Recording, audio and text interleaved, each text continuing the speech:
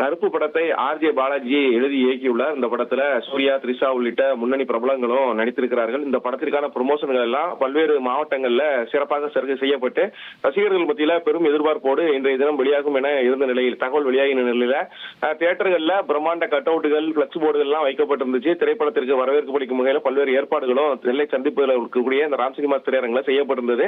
முதல் நாள் முதல் காட்சிக்கான இந்த ஏற்பாடுகள் 8 மணி முதலே கொண்டாட்டங்களோடு நடைபெறும் எனவும் அந்த ரசிகர் மன்றங்கள் தரப்புல அறிவிப்பு வெளியிடப்பட்டிருந்தது. இந்த நிலையில படத்தினுடைய தயாரிப்பாளர் இந்த படத்தை 9 மணி காட்சி ரத்து செய்யப்படுவதாக அறிவிப்பு வெளியிட்டிருக்கக்கூடிய சூழல்ல திரையரங்குக்கு டிக்கெட் எடுத்த ரசிகர்கள் வந்த நிலையிலும் ஏமாற்றத்தோடு திரும்பி சென்றிருக்கிறார்கள். அடுத்த காட்சி எப்போது என்ற தகவல் எதுவுமே இல்லாத சூழல்ல அந்த முதல் நாள் முதல் காட்சிக்கான டிக்கெட்டை கையில் வைத்திருந்தவர்களுக்கு திரையரங்கு சார்பில் அந்த டிக்கெட்டுக்கான பணம் திருப்பி தரப்படும் என அறிவிக்கப்பட்டிருக்கிறது. திரையரங்கு முழுவதுமே பல்வேறு பிரம்மாண்ட கட் அவுட்டுகள் மூலம் விளம்பரங்கள் செய்யப்பட்டு கொண்டாட்டங்களில் ஈடுபட்டிருந்த சூழல்ல அந்த திரையரங்கில் அந்த காட்சி ரத்து செய்யப்பட்டது ரசிகர்கள் மத்தியிலே மிகவும் ஒரு சோகத்தை ஏற்படுத்தியிருக்கிறது. அவர் ஏமாற்றத்தோடு திரும்பி செல்கிறார்கள்.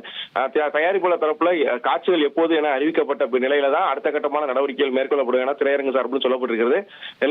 நெல்லை மாவட்டத்தில் மட்டும் மாநகர பகுதியில் மட்டும் 5 திரையரங்குகள் இந்த திரைப்படம் வெளியாவதற்கான ஏற்பாடுகள் செய்யப்பட்டிருந்தது.